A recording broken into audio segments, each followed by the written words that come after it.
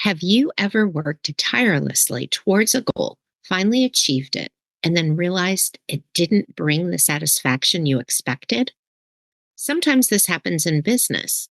Approximately 80% of businesses adjust their operations, often to meet customer demand, but sometimes to align more with the owner's desires. Today, we'll explore how to make changes in your business while keeping the foundations of your brand. Welcome to Brand for Good, the show for purpose-driven leaders who want to build timeless brands and create sustainable impact. I'm Lorraine Sugart, former PR and marketing executive turned founder of the disruptive agency Prosper for Purpose. I've worked with some of the world's most beloved brands, and I'm here to help you elevate your brand identity, visibility, influence, and impact. Are you ready to brand for good? Let's go. Welcome back to Brand for Good. Thanks for tuning in. Today, I want to address our entrepreneurial listeners who might be grappling with misalignment between their business offerings and their personal aspirations. As I undergo a significant rebranding of my agency, I'm diving deep into one of the most transformative phases of my professional journey. This process reminds me that I'm not alone in wanting to deconstruct my business and build something that feels fresh and exciting. Many of you know I run a boutique brand agency, Prosper for Purpose. Over the years, I've watched fellow agency owners transition into various new ventures, launching digital product companies, becoming coaches, consultants, or even going back to work for another business. And I get it. Entrepreneurship is often painted as glamorous, no boss, no strict hours, but it can be a relentless and emotionally taxing roller coaster. Yet, despite the chaos, some of us are just crazy enough to love it. So much so that we often forget that we are not our businesses.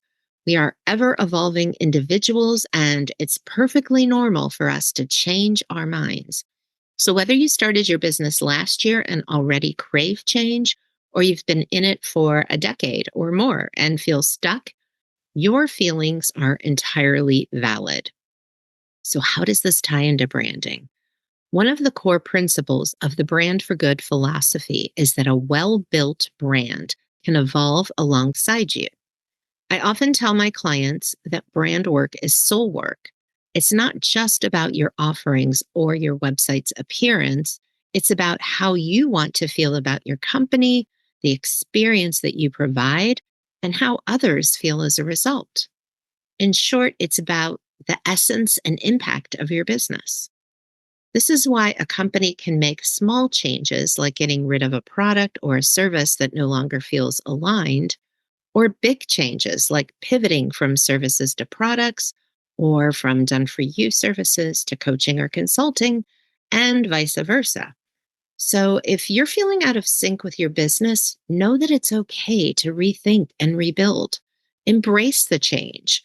When you brand for good, your brand can grow and transform with you. Why would you want to keep the brand you've built? Typically because you have already established a reputation for quality that you don't want to give up.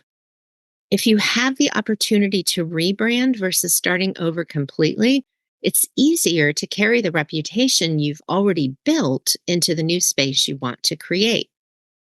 How do you know, though, if you have a brand foundation that is strong enough to support change? I like to start with the name of the business. Now, if your brand is built around you and your personal name, it is much easier to make a change to the business. But if your business name clearly spells out what your specific offer is, you'll probably have to change it. Here's a super simple example. Recently, a dog grooming business decided to offer doggy daycare. This company had built its reputation not on expert grooming, which is expected, but rather on grooming without grief. They talked about how they made frightened pups feel comfortable throughout the grooming process. So when they took over the space next door and added doggy daycare, their clients saw it as a natural extension of their business. Who better to provide loving daycare services than the groomer who provided loving grooming services? With a simple addition of 3 words and daycare, they tripled their business. As I upbrand Prosper for Purpose, I don't have to modify my company name. I can add virtually any product or service because my company name describes my business philosophy to do well in order to fulfill the company purpose of doing good. How does your name work for your next phase? The next step is to consider your purpose statement or your mission if you don't have a purpose statement. Does it still work with the changes you want to make? Does it align with your vision and values? Maybe something doesn't feel exactly right. Prosper has had 10 core values since I launched in 2013. As I uplevel, I'm going to be focusing on guiding principles instead. And you can bet there's going to be fewer of them. This is why I describe brand work as soul work. When done correctly, it not only occupies a unique position in the market, one that is revealed through research, analysis, and creativity, but also an emotional essence based on purpose, values, personality, and relevance. Sometimes in business, we feel called to something new, and we're faced with a difficult decision. Sometimes we want to retire a product or a service that brings in good revenue but no longer feels aligned. To navigate those decisions when what's beneficial for the business isn't necessarily fulfilling for the business owner, it can be a really emotional process. Here are my suggestions for navigating. First, go back to when you started your business. Hopefully, you went through a professional branding that included the elements I described above, essentially purpose, values, personality, positioning, and more. But if not, pull out whatever documents you may have that reflect your vision for your business when you started. And then take a moment and go back and feel how you felt at that time. Write it down. Write down all the feelings that you had. Take 5 minutes or even longer to write down your feelings and how you envisioned your business as you moved through that. Then take a moment and read back what you wrote and ask yourself, do I still feel that way?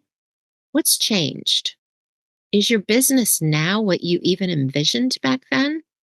Or maybe the vision that you had doesn't feel as good as you thought it would. Next, imagine the ideal version of what your business could look like 3 years from now if you make the changes you're considering. What would you be doing? How would you be feeling?